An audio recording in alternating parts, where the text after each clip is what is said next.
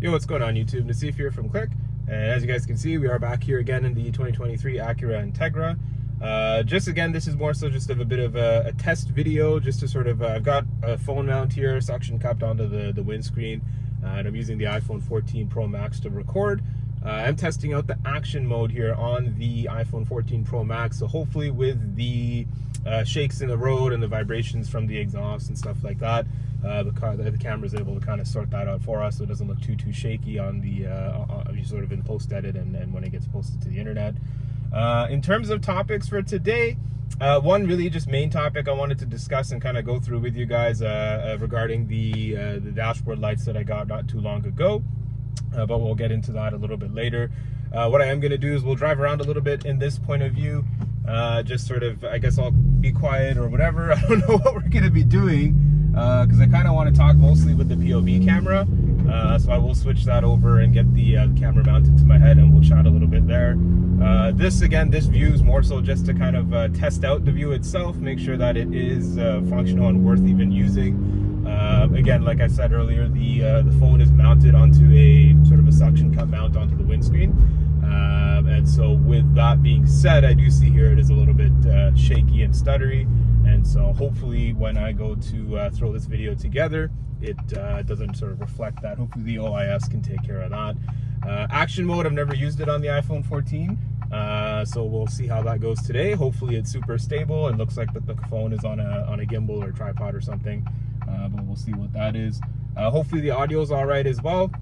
Of course, you guys can see I'm not mic'd up or anything. I do have a couple wireless mics, but it'd just be easier if the iPhone can sort of sort the audio out for us on its own.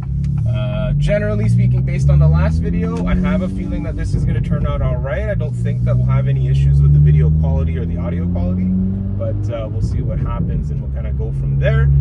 Like I said, today we're really just going to be talking about one thing. Main thing will just be the dash lights that I got on the car twice now. I guess I'll talk about it now, and later on I'll slap on the POV camera for a few minutes, just do a little bit of driving so you guys can hear that exhaust in the back.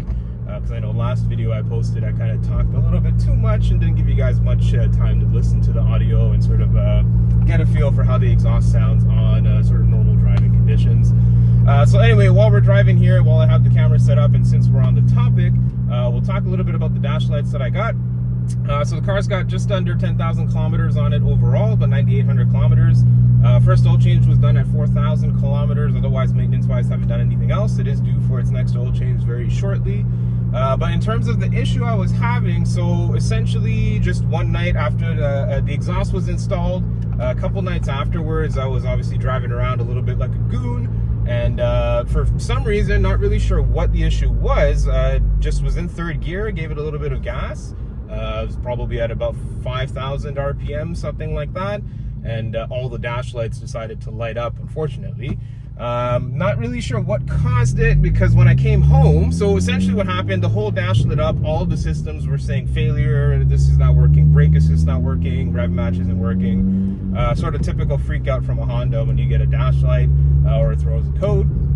So anyway, I took the car home, and it drove completely fine from when it happened. It was about 5 kilometers away from home, thankfully, so not too far of a drive back. Got home, left the car to run on the driveway for a bit, ran inside, grabbed my code scanner, plugged it in, and nothing showed up on the code scanner, which was a little bit odd. You know, you'd think with all the dash lights going off that something would have showed up. So anyway, didn't really think too much of it. Thought it was a little bit of a technical glitch, maybe thought that the battery could have been the issue. And so what ended up happening is I took it over to Ducey at the Maple Acura dealer to warranty a new battery. Just figured, you know what, cars under warranty, Hondas are known for having shitty batteries, and so figured it might not be a bad idea to sort of get that taken care of and swap that out.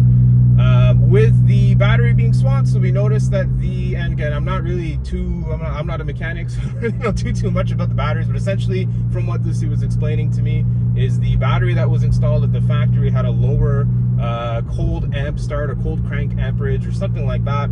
Essentially, the colder it gets, the harder it is for that battery to crank the car and get the car going. So we swapped that out, put in a better battery. It looked like that the battery that was installed from factory wasn't an Acura one. Not really sure what the reason for that was. Maybe production issues. I'm not sure what the cause of the problem was. So anyway, put a new battery in, Acura branded. It was a slightly higher rating. I also, just as a side note, before all of this is happening, I did notice that in the colder temperatures here in Toronto, some mornings the car was just struggling to start, which is unfortunate, but not a problem. It never really left me stranded anywhere. But now that we switched the battery out, got the higher rated battery for the cold cranking, it seems to have solved that issue. But unfortunately then the same night, took the car back. We checked the code scanner at Acura, and the car did indeed have 2 temporary codes stored. One was for a VSA issue and one was for an electronic power steering issue. Unfortunately, you know, it doesn't really seem to correlate to the issue I was having, because the EPS is fine and the VSA seems to be working all right.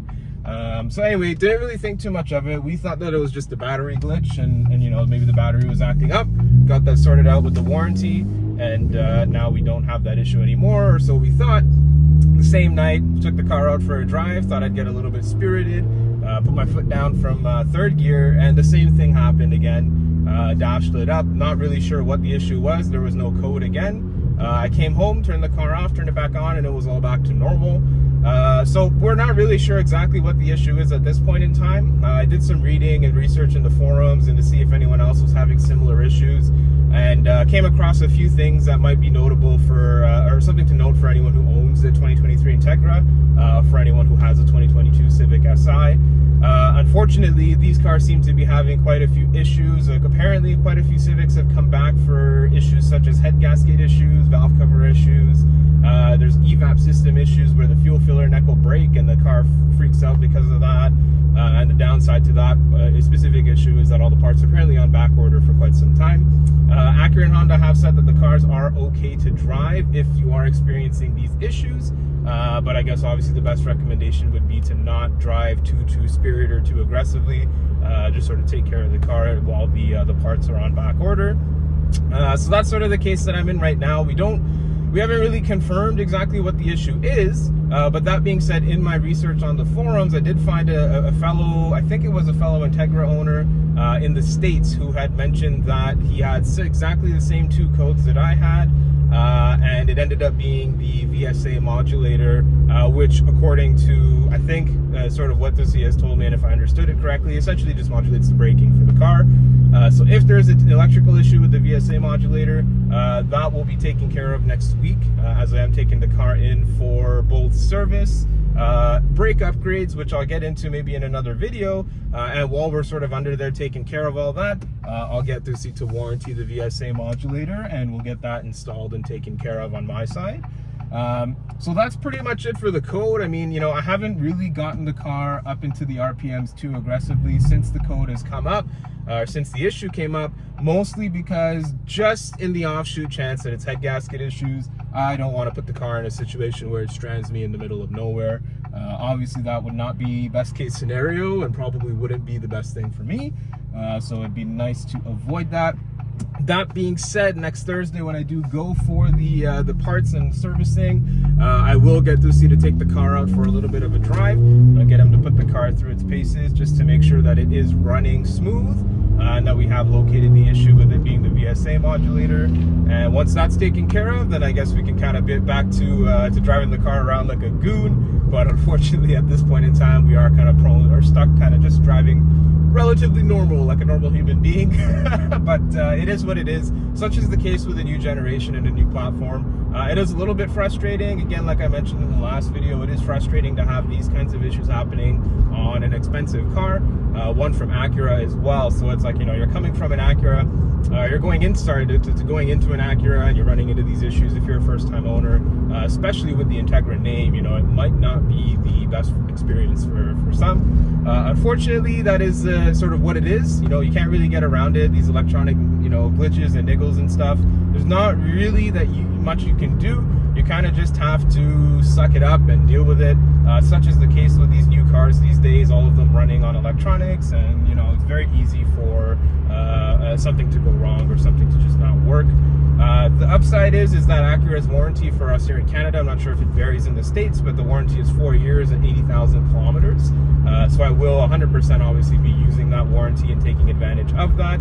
And we'll just sort of go from there. Unfortunately, we don't really have, sort of talking back to the code, like I was saying earlier, we don't really have any rough idea of what the issue is that's causing it.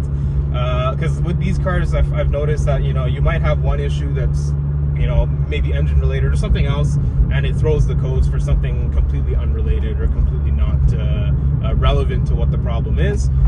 So it's again one of those things where you just kind of have to keep driving the car and see if it pops back up again. And if so, then obviously then we'll be able to hopefully diagnose it and fix the issue. But I'll definitely keep you guys posted on that. And so what we'll do is, I guess I will maybe switch over to the POV view here as I'll pull off over onto the side of the road. Throw the hazards on here. And what we'll do is I'll switch over to the POV view. I will shut up a little bit on my side so that you guys can take a listen, I guess, to the remark exhaust on sort of a normal driving scenario. I did have a few questions, a few comments. A couple people reached out to me on Instagram as well. You can always reach out to me there if you had any questions regarding the car. It's at nasif.din, pretty straightforward. It will be in the description of the video as well. You also can reach out to Dusi, who is my tech. I generally only take the car to him. You know, like I said in the last video, very few people I trust with my car, and so Dusi is one of them who basically does 95 to 100% of the work on the vehicle. And also I've thrown Unity Performance's Instagram in the description as well. Unity Performance is my parts plug, so any parts that I'm getting for this car are provided by Unity Performance and Hamza, who is the owner of the company. Great guy, great company. If you need any parts inquiries, you have any questions regarding, you know, fitment of parts, how it's going to look, how it's going to feel, how it's going to sound, Hamza's the go-to. They've tested pretty much everything that's on that shop on their own car. So Unity's got both an SI, an FK8 Type R, hopefully an FL5 is coming down the line, and we obviously now have the Integra, and we will probably hopefully be looking to get an Integra Type S down the line. And so you can kind of take that as the parts have been tried and tested, and you know, they're fantastic. Everything on the store is awesome. Lots of different options for, you know, your different type of build. If you're looking for sort of a street build, a track build, a daily build, there's all kinds of different options and parts on the store. So anyway, those are my shout outs there. What I'll do is I'll take off the phone mount here, and I'll throw it onto my headgear, and I'll just give you guys a bit of a POV as we kind of drive back to my area. I'm gonna grab a coffee or something at Tim Hortons, and then I'll head back home and throw this video up. So we'll switch over to the headgear, and I'll catch you in a sec.